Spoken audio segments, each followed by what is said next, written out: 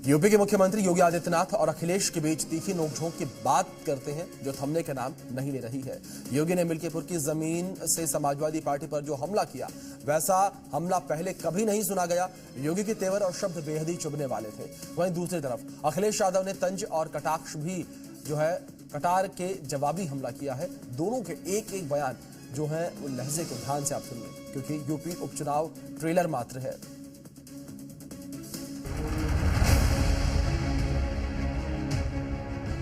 जैसे कि पूंछ सीधी नहीं हो सकती, वैसे ही ये समाजवादी पार्टी के दरिंदे जो बेटियों की सुरक्षा के साथ खिलवाड़ कर रहे हैं, ये कभी ठीक नहीं हो सकते। अपने महंत किसी सन्यासी के बारे में कुछ नहीं कहा, तो हम तो ये कहेंगे कि हमारे उत्तर प्रदेश के मुख्यमंत्री नहीं है, वो मठाधीश मुख्यमंत्री हैं।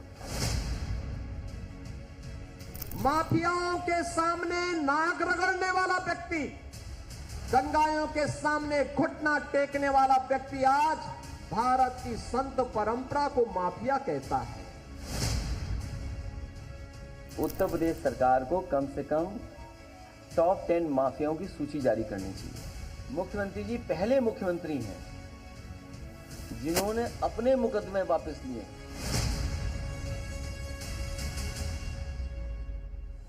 यूपी में अभी उपचुनाव की तारीखों का ऐलान नहीं हुआ है, लेकिन योगी और अखिलेश का कलेश अपने चरम पर पहुंच गया। मुख्यमंत्री अयोध्या में बयानों के बाउंसर फेंक रहे थे तो एसपी मुखिया लखनऊ में बैटिंग कर रहे थे। समाजवादी पार्टी के भूमाफिया और गुंडा ने जो जमीनें कब्जा की थी, 64,000 हेक्टेयर लैंड को इनके कब्जे से मुक्त कराया। तो जब गुरगांव से आप जमीन कब्जा मुक्त कराएंगे तो सरगना को तो परेशानी होगी ही होगी। ये सब घिसे पिटे डायलॉग हैं पुराने वाले, और मैं इसीलिए कहता हूं कि ये सब पुराने डायलॉग हैं, पुराना सब कुछ है, हिसाब किताब। उत्तर प्रदेश की जनता नया चाहती है, नया विकास चाहती है, इनको हटाएगी सरकार।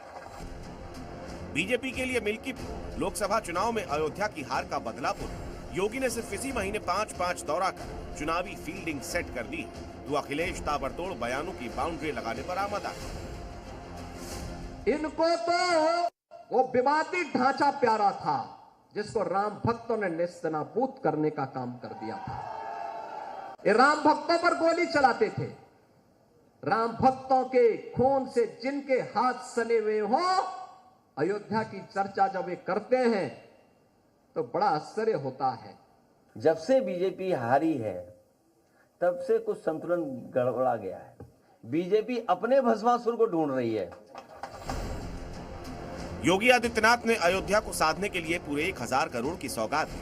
खास बात है ये ऐलान उपचुनाव से ठीक पहले किया गया। वहीं अखिलेश ने तंज कसते हुए कहा कि इनकी विदाई निश्चित, जहां जहां चुनाव लड़ेंगे वहीं हारेंगे।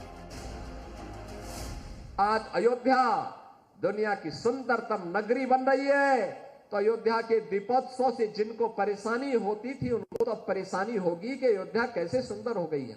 जैसे लगता है औरंगजेब की आत्मा इन लोगों के अंदर घुस गई है और फिर से इनको हिंदू विरोधी आचरण के लिए उनको फिर से प्रोत्साहित कर रही है।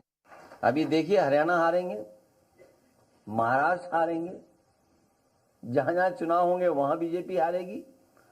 उत्तर प्रदेश की जनता नया चाहती है, नया विकास चाहती है, इनको हटाएगी सरकार। ये हटने जा रहे हैं। आज मिल्कीपुर में योगी आदित्यनाथ ने अखिलेश पर आरोपों की नई फहरिस्त खोली। कहा कि समाजवादी पार्टी का माफियाओं से गठजोड़ है। समाजवादी पार्टी के राज में गुंडों का बोलबाला था, राम भक्तों पर गोली चलाने वाले हैं। वहीं अखिलेश ने जवाब देते हुए कहा, टॉप 10 माफियाओं के नाम बताएं सीएम, किस पार्टी से जुड़े हैं, मठाधीश मुख्यमंत्री से क्या उम्मीद है। साथ ही एनकाउंटर पर निशाना साधते हुए कहा कि यूपी में स्पेशल ठाकुर फोर्स है।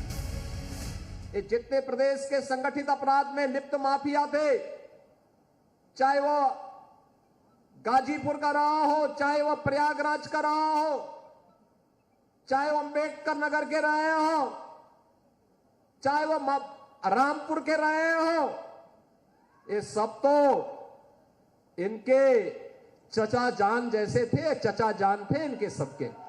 कि उत्तर प्रदेश सरकार को कम से कम टॉप 10 माफियाओं की सूची जारी करनी चाहिए। वो टॉप 10 माफिया कहाँ हैं और किस दल में, इसकी सबको जानकारी हो जाएगी। मुख्यमंत्री जी पहले मुख्यमंत्री हैं जिन्होंने अपने मुकदमे वापस लिए हैं, और कितने गंभीर मुकदमे लिए हैं। योगी मिल्कीपुर में जब अखिलेश पर निशाना साध रहे थे, ठीक उसी वक्त लखनऊ में अखिलेश प्रेस कॉन्फ्रेंस कर रहे थे।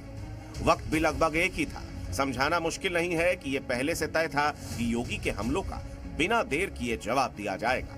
हालांकि ये अभी ट्रेलर है, मिल्कीपुर सीट की जंग अभी और तीखी होने वाली है। ब्यूरो रिपोर्ट, जी मीडिया।